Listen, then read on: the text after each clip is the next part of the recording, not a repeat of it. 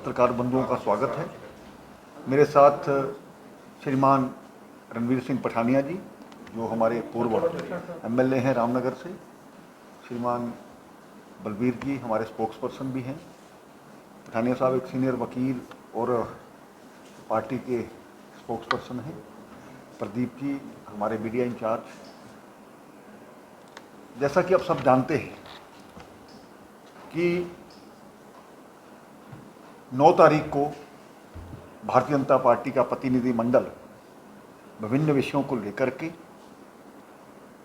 Delimitation commission परिसीमन आयोग के साथ मिला था। हमारा प्रयास था कि उनके ध्यान में वो सभी चीज़ें लाई जाएं जिसके कारण से आने वाले जो फैसले होने हैं डिलिमिटेशन को लेकर के, उसमें सभी जो पॉइंट्स हैं, जो मुद्दे हैं, उनको क्लैरिटी के बाद उनको लागू किया जाए। हम सब जानते हैं कि जम्मू के साथ 1995 में जो परिसीमन हुआ था, एक बहुत बड़ी डिस्क्रिमिनेशन हमारे साथ हुई। 2011 के सेंसस को आधार मान करके कल की जो प्रेस कॉन्फ्रेंस है उन्होंने कहा है, और भारतीय जनता पार्टी ने जिस प्रकार से एक बात कही थी, इसके अलावा भी टैरन को लेकर के, कम्युनिकेशन को लेकर के, असेसिबिलिटी को लेकर के, वोटर की जनसंख्या को लेकर के सभी को आधार माना जाए। और हमें लगता है कि उन विषयों पर जो आयोग ने पूरी अपनी सहमति दी है, पॉपुलेशन को आधार माना जाएगा, लेकिन इसके अलावा जो बाकी बातें हैं उनको भी मापदंड बनाया जाएगा। ये एक पॉजिटिव बात है। दूसरा, जो पाकिस्तान ऑक्युपाइड कश्मीर के लिए 24 सीटें हमारे यहाँ पर रिजर्व रखी गई थी, उसके बारे में जब अंदर आयोग से बात की गई थी, उन्होंने कहा था कि ये हमारे दायरे में नहीं आता है, लेकिन हम उसके बावजूद भारत सरकार से बात करेंगे कि इन चीज़ों को कंसिडर किया जाए। और 70 सालों में लगातार पीओके के हमारे जो रेफ्यूजीज़ हैं, उनको जिस प्रकार से अपनी बात रखने के लिए कोई ना कोई ऐसा प्लेटफॉर्म होना चाहिए। पहले तो ऐसा हो सकता था कि ये जो हमारी काउंसिल थी उसके माध्यम से हम किसी को भेज सकते थे, और कश्मीरी माइग्रेंट्स को लेकर के पहले भी हमने, भारतीय जनता पार्टी ने 2 लोगों को वहाँ पर अपना एमएलसी बनाया था।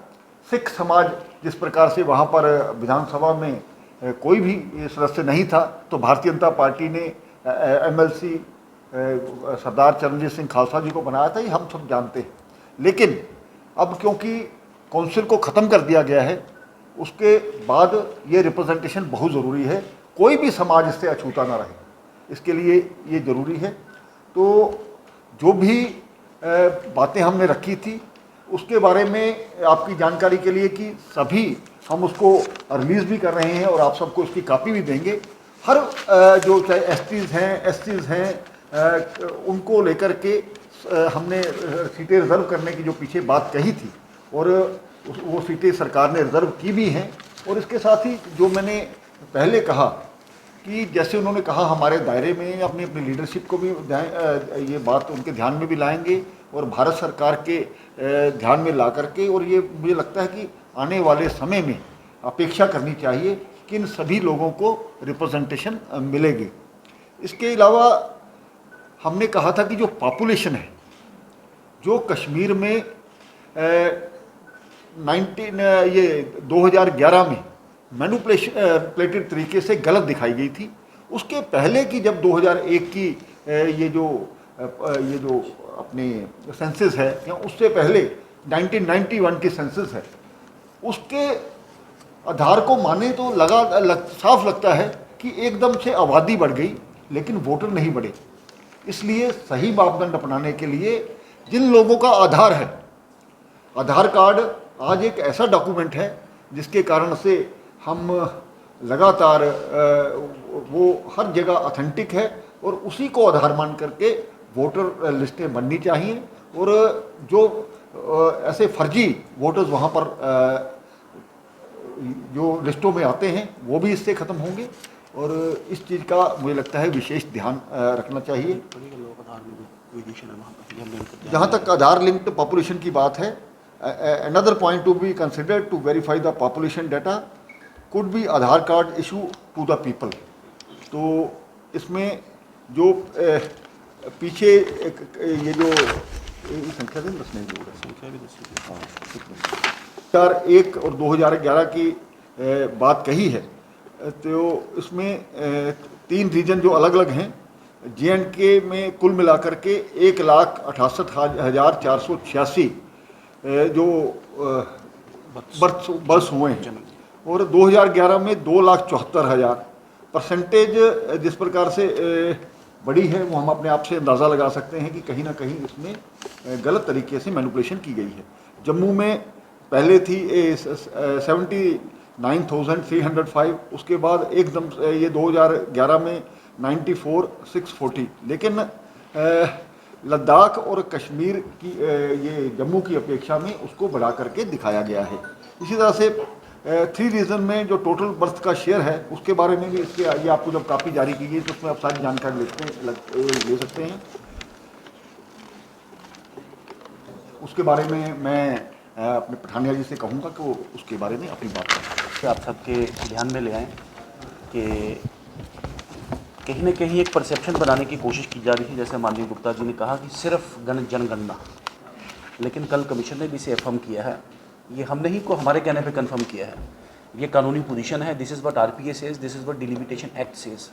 Geographical compactness, areas of communication और टेरेन टोपोग्राफी और एंड लाइक कंसिडरेशंस, बाकी कंसिडरेशंस भी पॉपुलेशन के अलावा अंडर जिसे कह रहे हैं कंसिडरेशन में रहेंगे जब डिलिमिटेशन का फाइनल रिपोर्ट आएगा।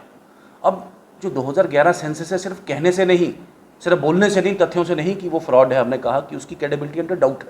It needs to be relied, ये इसमें कोई डिस्प्यूटेड क्वेश्चन नहीं है। 2011 सेंसस ही उसका मापदंड रही, लेकिन सिर्फ उसी पे रिलाय करना या मेनली उस पर फोकस करना। और जैसे माननीय कविंदर जी ने कहा कि हमने आंकड़े इसमें प्रसारित किए हैं, जैसे पेज 2 भी आपको इसमें मिलेगा कि सबसे पहले पॉपुलेशन की इंक्रीज़ की बात करें तो पॉपुलेशन का वेरिएंस आप बताएं कि जम्मू ज़िला की अगर बात करें तो 98%, लेकिन कुपवाड़ा की बात करें तो 130%। अब सेम इज़ द केस, आप अगर बाकी ज़िलों को इससे कंपेयर करें, इसमें हमने बिल्कुल कुपवाड़ा, बीरवा, जम्मू, डूरू 2021 में 2021 का 2011 का वेरिएंस, 2001 का वेरिएंस, 1981 का वेरिएंस, ये पूरा हमने डिटेल करके तीनों सेंसस का बना के आपको डिटेल बना के दी है। दूसरा, जैसे आधार कार्ड, जो देखिए जो फैक्ट रिमेन्स की एक विशेष खित्ते में, नाम लेने से भी हमें को परहेज़ नहीं कि कश्मीर खित्ते में नॉन वोटर्स ज़्यादा हैं उनके पॉपुलेशन गणना में, जिस वजह से पॉपुलेशन गणना में हमने क्या है वहाँ पर लूप होल है। हमने उनको पिन पॉइंट करके बताया है वहाँ कि ऐसी स्टेट्स भी हैं इस भारत में जहाँ पे 98-99% आधार कार्ड एनरोलमेंट हो चुका हुआ है। ऐसे ज़िले हैं जम्मू कश्मीर में और ख़ासकर जम्मू, उधमपुर वगैरह बाकी ज़िले जहाँ पे 2-3-4% रह गया, आधार तकरीबन हो गया, लेकिन सिर्फ श्रीनगर ज़िला में 27% आधार पेंडिंग है। ये पेंडेंसी का भी डिस्ट्रिक्ट वाइज जो डाटा हमने उनके साथ शेयर किया है। अगर तो आधार रजिस्ट्रेशन नहीं हो रहा तो इसका मतलब कहीं ना कहीं ये आशंका ज़रूर है कि जो पॉपुलेशन के गणना के जो आंकड़े हैं उसमें कोशिश की गई है उसको बढ़ा के चलाने की, ये बातें भी उनके ध्यान में लाई जाए। जैसे फर्टिलिटी टेबल्स की बात की, अभी बर्थ रेट की बात की गई, बर्थ रेट में comparatively greater number of increase Kashmir में पाई गई है एज़ कम्पेयर टू जम्मू। तो ये जो हमने डिटेल से तफसील हमने अभी आपके माध्यम से उस दिन डिबेट नहीं की थी, एक तो हम आपको इसमें रिलीज़ करेंगे पॉइंट वाइज, ये हमने पूरा हमारा जो ये डॉक्यूमेंट है जो हमने डिलिमिटेशन कमीशन को सबमिट किया, और जैसे कहा कि पहाड़ियों को रिजर्वेशन, एससीज़ को रिजर्वेशन, एसटीज़ को रिजर्वेशन, या POJK की सीट्स भी फ्रीज करके, हर our point is that every area, every pocket and every unrepresented ethnic group should get a voice in the next assembly. उनको आवाज़ मिलना ज़रूरी है विधानसभा में।